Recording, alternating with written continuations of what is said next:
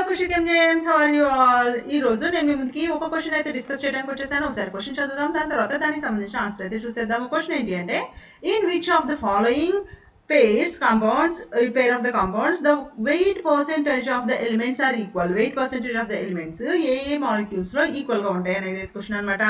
Compounds pairs చూద్దాం, చూడండి. Glucose and sucrose, glucose and ethanol, glucose and acetic acid, glucose and acetaldehyde.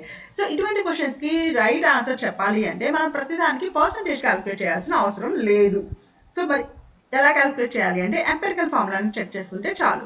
So empirical formula మనకు తెలియాలి అంటే ముందు మాలిక్యులర్ ఫార్ములా తెలియాలి. ఇక్కడ ఇచ్చిన అన్ని మాలిక్యూల్స్ కి సంబంధించిన మాలిక్యులర్ ఫార్ములా రాద్దాము, దాన్ని బట్టి ఎంపెరికల్ ఫార్ములా అనేది మనం చూద్దాం ఒకసారి.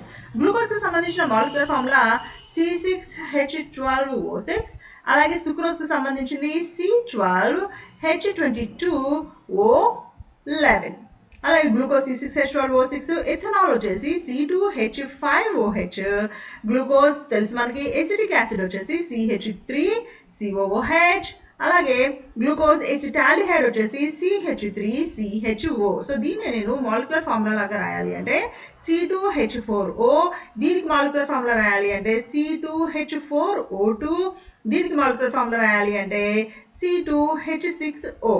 ఎప్పుడైతే మనకి సేమ్ పర్సెంటేజ్ వెయిట్ పర్సెంటేజ్ ఉండాలో అప్పుడు సేమ్ ఎంపెరికల్ ఫార్ములా ఉండాలి.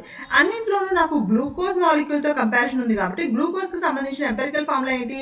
ఇక్కడ కార్బన్స్ 6 ఉన్నాయి, హైడ్రోజన్స్ 12 ఉన్నాయి, ఆక్సిజన్స్ 6 ఉన్నాయి. సో దీనికి సంబంధించిన ఎంపెరికల్ ఫార్ములా డివైడెడ్ బై 6 చేస్తే వస్తుంది నాకు. అంటే గ్లూకోజ్ కి సంబంధించిన ఎంపెరికల్ ఫార్ములా CH2O, ఇది గ్లూకోజ్ కి సంబంధించిన ఎంపెరికల్ ఫార్ములా. మిగిలిన వాటిల్లో ఏది ఈ ఎంపెరికల్ ఫార్ములా ఉందో మీరు ఐడెంటిఫై చేస్తే మీకు రైట్ ఆన్సర్ వస్తుంది. ఏ రెండు మాలిక్యూల్స్ అయితే సేమ్ ఎంపెరికల్ ఫార్ములా ఉంటాయో వాటికి సంబంధించిన వెయిట్ పర్సెంటేజ్ సేమ్ ఉంటుంది.